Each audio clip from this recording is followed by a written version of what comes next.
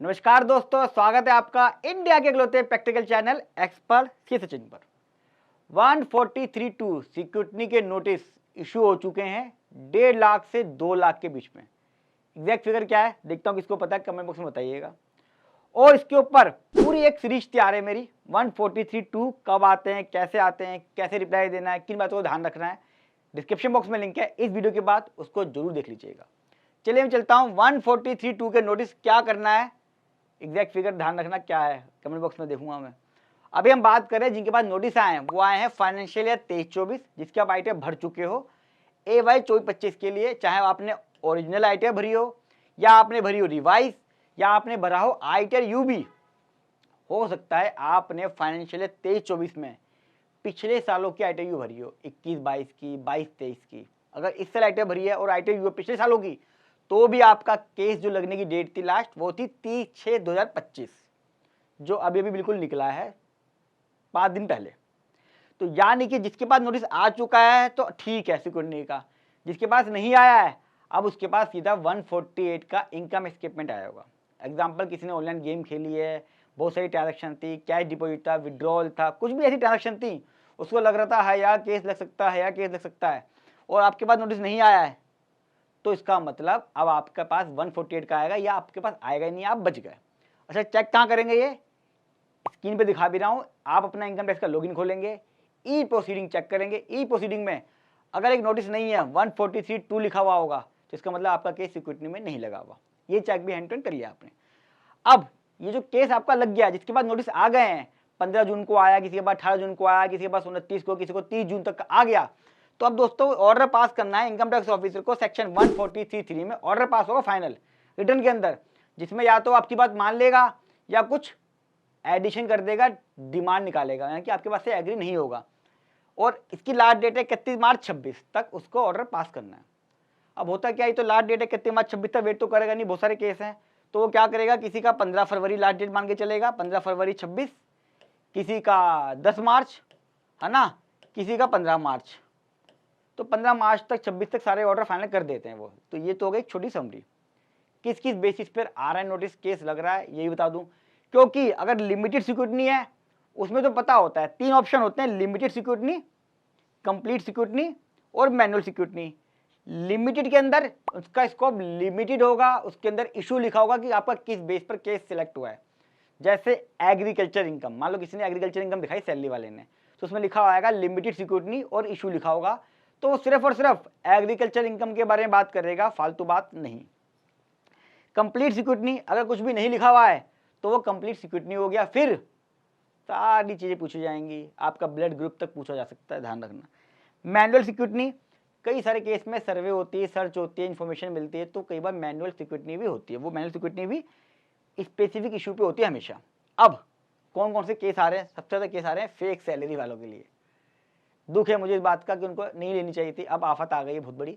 इसके ऊपर मैंने 3-4 वीडियो बनाई है, जरूर देख लीजिएगा, आपको असेसमेंट में बहुत हेल्प करेगी। उसके बाद जो नंबर आ रहा है वो आ रहा है कैश डिपॉजिट और विड्रॉल को लेके सबसे ज़्यादा केस लगे हैं इस वक्त। AEPS वाले, मनी ट्रांसफर वाले, ये जो किसानों को पेमेंट होती है कैश की, वो इसके ऊपर मैंने वीडियो बना रखी है। कैश विड्रॉल, डिपॉजिट, लिमिट सब है, जरूर देख लीजिएगा। आपने काफ़ी मोटा लॉस आईटीआर में दिखाया, उसका भी आ रहा है। आपने कोई मोटा रिफंड लिया है, उसका भी आ रहा है। आपका low profit ratio as compared to last year, उसका आ रहा है। कुछ आपने एग्रीकल्चर इनकम दिखाई है मोटी, वो लार्ज इंपोर्ट एक्सपोर्ट कोड है और आईटीआर में प्रॉफिट लो है, वो दिखा रहा है। हल्का सा बेसिक आइडिया दिया है मैंने कि किस बेस पर आता है, वो आईटीआर देख के पता चल जाता है, और टीआर देख के। कई सारे केस में ऐसा भी हुआ है, देखा है मैंने, सैलरी वाले केस के अंदर उनकी बहुत सारी इनकम थी, शेयर मार्केट की इनकम भी थी और क्रिप्टो की भी थी, पर उन्होंने क्या करा, आईटीआर 1 फॉर्म भर दिया और उसके अंदर अदर इनकम कुछ ना कुछ जुगाड़ कर दिया।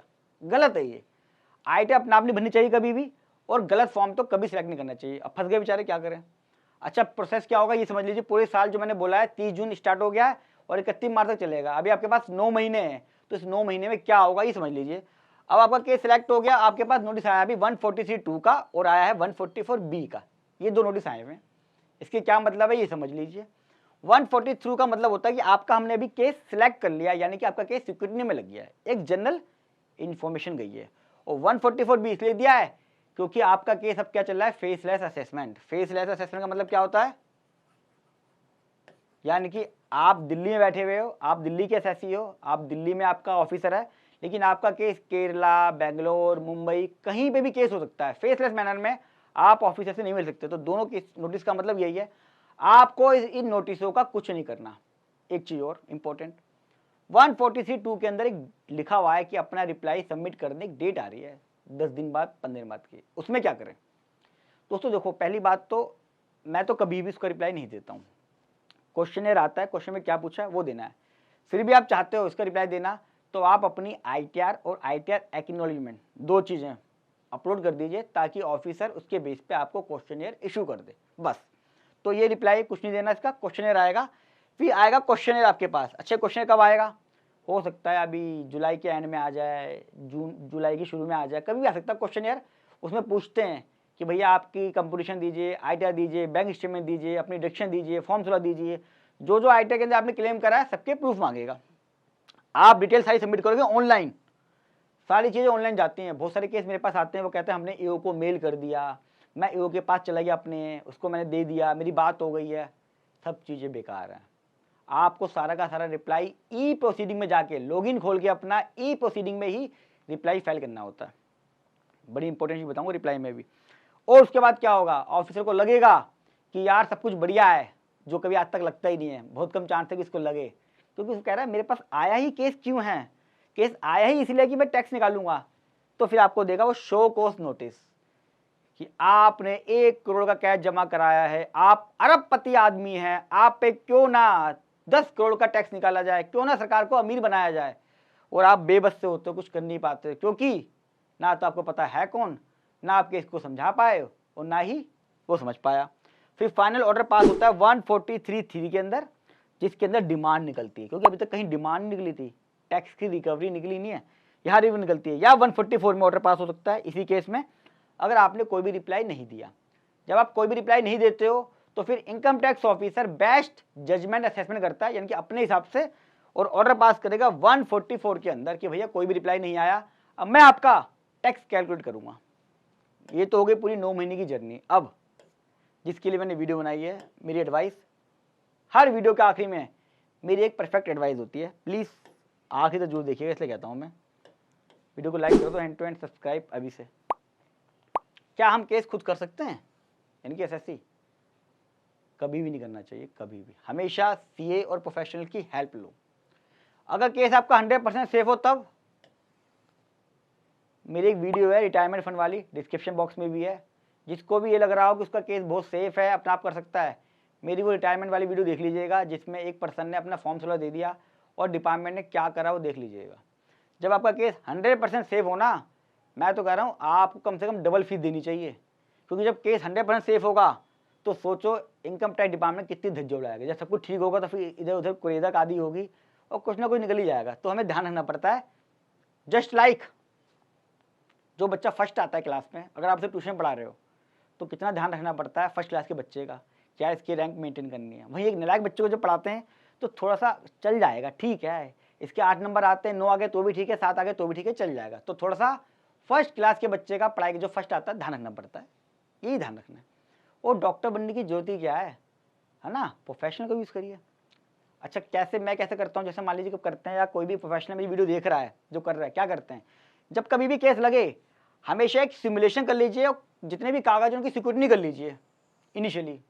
जैसे 26 से TIS, ITR और बैंक स्टेटमेंट, और जो फॉर्म 16 है और डीमेट स्टेटमेंट, जो प्रॉपर्टी के पेपर हैं, पूरा TIS का अपने पार्ट पर चेक कर लीजिए कि क्या आइटम में दिखाया है, क्या कंपोजिशन बनी है, क्या एक्चुअल में सब ठीक है कि नहीं है, बैंक स्टेटमेंट में सब कुछ ठीक ठाक है कि नहीं है। यानी कि जब मेरे से ऑफिसर मांगेगा ITR के, तो क्या ITR से ही गई हुई है, मैं ये मान के चलता हूँ फ्रेश तरीके से कि मुझे ITR भरनी है, मुझे क्या ध्यान रखना है, क्या क्या पूछ सकता है, क्या क्या मांग सकता है। तो ये एडवांस में ही 143 का नोटिस जब आया है, तो जब मैं पहला रिप्लाई दूंगा, मुझे उससे पहले ही पूरे 9 महीने की जर्नी अपने दिमाग में रख लेनी। हाँ यार, एक्सपीरियंस इसी को तो कहते हैं, एक्सपर्टाइज, कि क्या वो पूछ सकता है, क्या मुझे देना है कि नहीं देना है, कब देना है, किस स्टेज पे देना है, और किस फॉर्मेट में देना है, किस रिप्लाई के साथ देना है। ये बड़ा इंपॉर्टेंट है, इसलिए आपका केस भी लग गया है तो बना लीजिए। अच्छा, understanding of the AO, AO मतलब assessing officer, income tax officer, जो हमारा केस कर रहा है।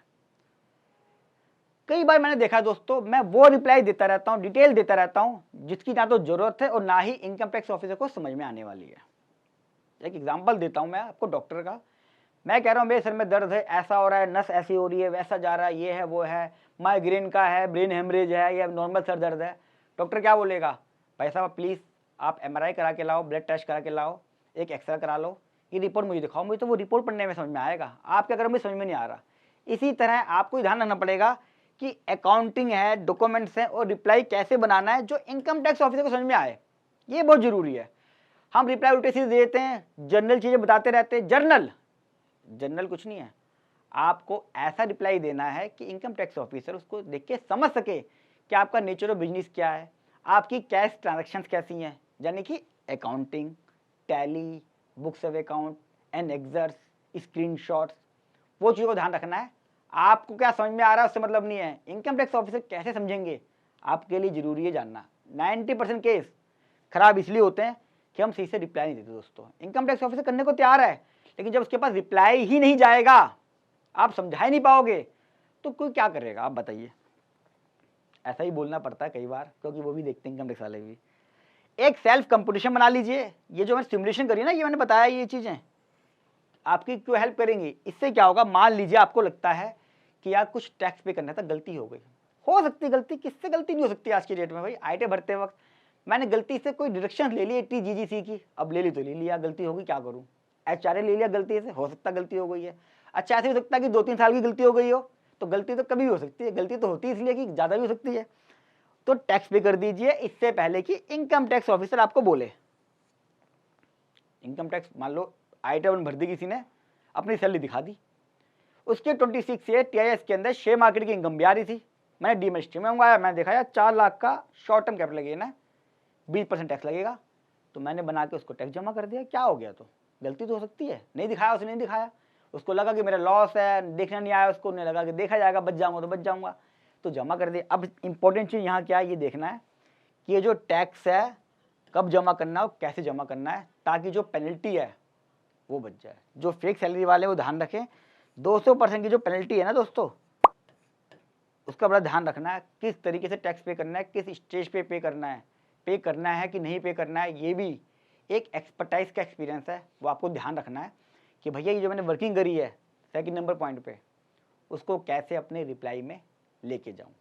कैसी लगी वीडियो कमेंट बॉक्स में जरूर बताइएगा। फर्स्ट टाइम आ रहे हैं चैनल को सब्सक्राइब कर लें, लाइक करने के साथ साथ जितना हो सके 2 लाख के आसपास नोटिफिकेशन हुए हैं तो व्हाट्सअप, फेसबुक सब जगह शेयर करें, ताकि लोगों को पता चल सके कि भैया 143(2) का जो नोटिस आया है, आपसे सिर्फ कागज नहीं मांगे जा रहे हैं, बहुत ही कॉम्प्लिकेशन होती है, चाहे केस कितना भी आसान हो।